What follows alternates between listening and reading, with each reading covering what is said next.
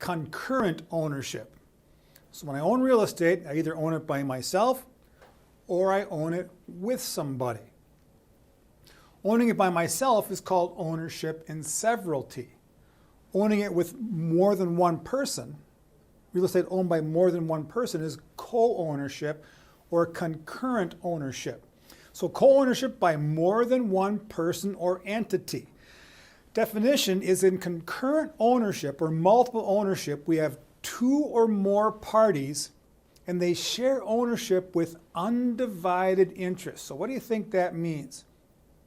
Let's say you and I want to get together and we're going to buy a fourplex, a 4-unit rental property. And so together we buy that property and we're going to own it as co-owners, all right? So what does this undivided interest mean? What that means is we don't say like you own the left 2 and I own the right 2 units. No, we each own our share of everything. That undivided interest means you can't separate out a piece of the property, but the co-owners own all of the property together and their interests are not divisible. You can't say you own the left side, I own the right side. So their shares or interest are fractional. So let's say you and I decide to buy that fourplex and we each say we're in 50-50, all right? So we have only 50% ownership, but we have access and rights to the entire property. Each has equal rights of possession to the entire property. That's that idea of indivisible or undivisible interest. No co-owner has any right to any specific part of the property. Here's a graphic slide coming up here that I'll show you this in just a second. So all property owners have equal rights to possess the full property. All right, so here's this picture. So let's say you and I are co-owners of this home. Maybe we occupy it personally, maybe we rent it out. But the idea is if there's co-owners, we can't say you own the left half and I own the right half. We both own one half of every part and parcel of the property, but we can't divide it out. Imagine we own a rental property like this, right? And say one of those windows gets broken. A kid in the neighborhood throws a baseball through the window. Well, if we're co-owners, I can't say, ha, you broke one of your windows because I'm only a half owner. No, you say, Ralph, no, we co-own this property, but our interests are undivided. We each own this window, so you're going to have to pay for your half of the repair of the window. So concurrent ownership continues. It's a form of co-ownership. The form of co-ownership determines what happens upon death of one of the co-owners. You know, in a real estate licensing class, you often end up talking about death a little bit, and here's an example. So what if you and I own property together as co-owners? What happens when I pass away? Well, that depends on how we take title as co-owners. So buyers should obtain legal advice to determine the most appropriate form of co-ownership. Be very careful of this in real life and be careful about it should you be taking any test. Let me ask you a question. What's the best way for a married couple to take title to property? What's the best way for a married couple to take title to property? Well, your answer should be based upon the advice of their attorney. A real estate agent should never say, a closer should never say, you know what, you ought to take title as joint tenants. You ought to take title as tenants in common. No, the proper thing to tell folks is that you ought to take title based upon the advice of the attorney. I can tell you what your options are, but I can't decide what's best for you. I can't give you that advice. Buyers should obtain legal advice to determine the most appropriate form of co-ownership. Highlight that, star that, circle it. That's a big deal. So the first one is joint tenancy. Remember, this all talks about what happens when one of the co-owners dies. Now, in joint tenancy, the co-owners have what's called the right of survivorship. The right of survivorship. So what is this idea of right of survivorship? So take a look at these three owners. They own this property as joint tenants. Now, one thing that joint tenancy requires is your shares must be equal. So if there's 2 joint tenants, you each own a half. If there's 3, you each own a third. If there's 4, you each own a quarter, and so forth. So by definition in joint tenancy, the share of ownership is equal. So here we've got 3 people that each own a third of this property. It's indivisible. It's undivided interest, but there's 3 co-owners. Now what happens when one of those passes away? One of the co-owners passes away. Well, what happens is the other remaining owners, the 2 owners are still remaining, they have the right of survivorship, so the deceased owner's interest will be absorbed into the ownership of the other 2. So watch what happens. That person passes away, and now there are 2 people owning in joint tenancy, and each owns 1/2.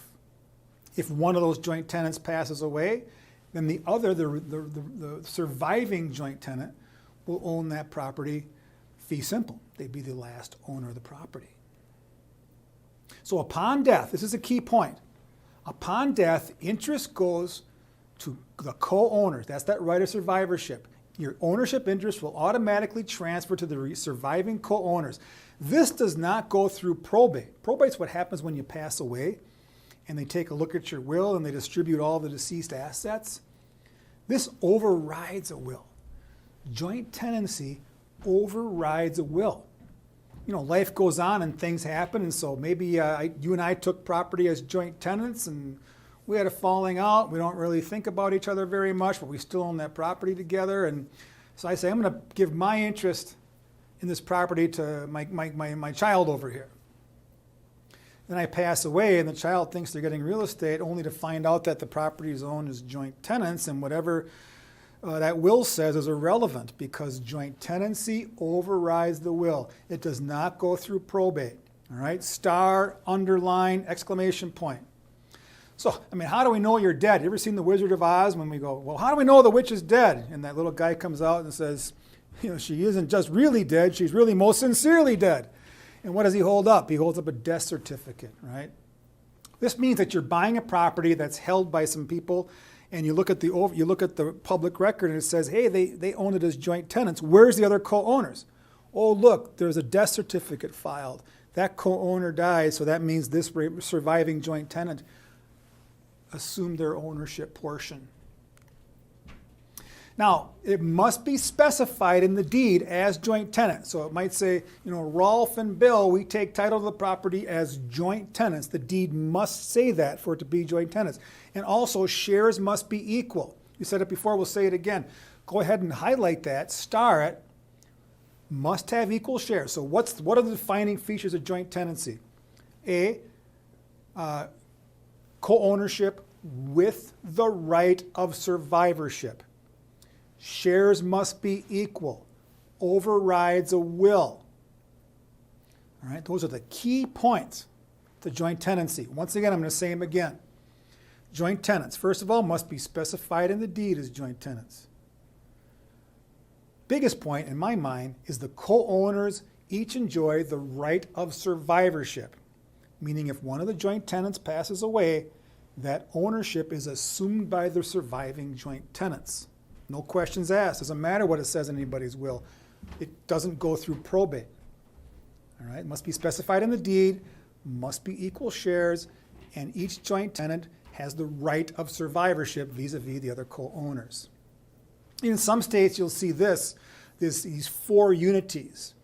This means that the co-owners must have possession, interest, title, and time. They must possess the property with all. They at the same time they possess it, they have interest in it, they have title, and they're all owning it at the same time. This is a PIT, is your remembering one for that.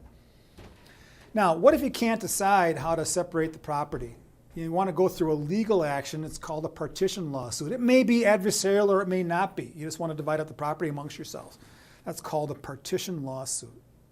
The next form of concurrent ownership is tenants in common. It's basically the exact opposite of joint tenancy.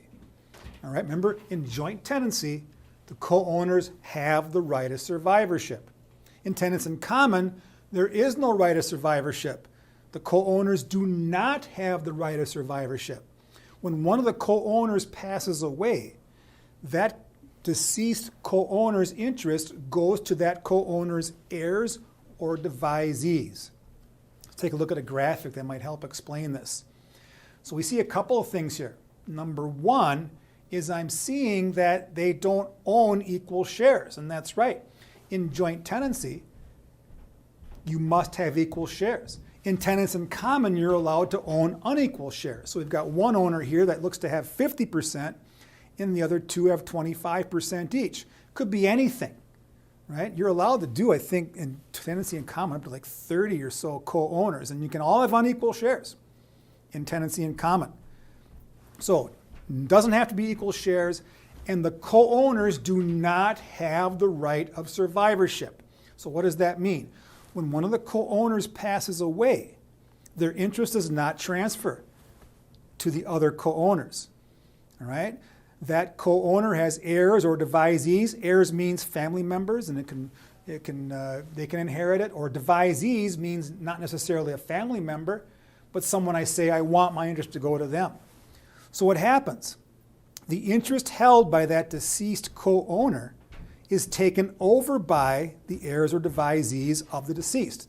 And now the heirs are co-owners with the surviving co-owners in a tenants in common situation. This is really more common in business for sure.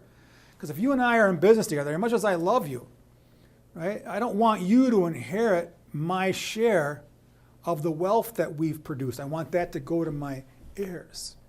So then you and I are going to buy that apartment building as tenants in common. And you can throw in 50%, and I'll throw in 20%, and someone else can throw in 30%. It doesn't have to be equal. Okay? It allows for unequal shares. So again, highlight that one. Unequal shares. It's subject to probate. This does not override a will. It goes through probate. Each co-owner will be responsible for property taxes as an individual or a group. What this is that if somebody doesn't pay the property taxes, you could lose the property. The government says, I don't care who pays them, pay them. And you go, well, I only owe a third. Well, no, you don't. You own everything. So if you don't, everybody owes everything. So if the property taxes don't get paid, we're taking the property. You can't say, well, that co-owner didn't pay their share. They don't care. If the deed does not specify a type of co-ownership, what happens then? So we got two names on the deed, Bob and Rolf. Well, most states have a law that say, well, you know what? If it doesn't say how they're taking title, the default will be tenants in common with equal shares. So if we're going to buy a property, tenants in common, you own 60%, I own 40%, we'd have to put that in the deed. If we wanted to be joint tenants, we have to put that in the deed. So uneven ownership has to be in the deed. Joint tenancy has to be in the deed.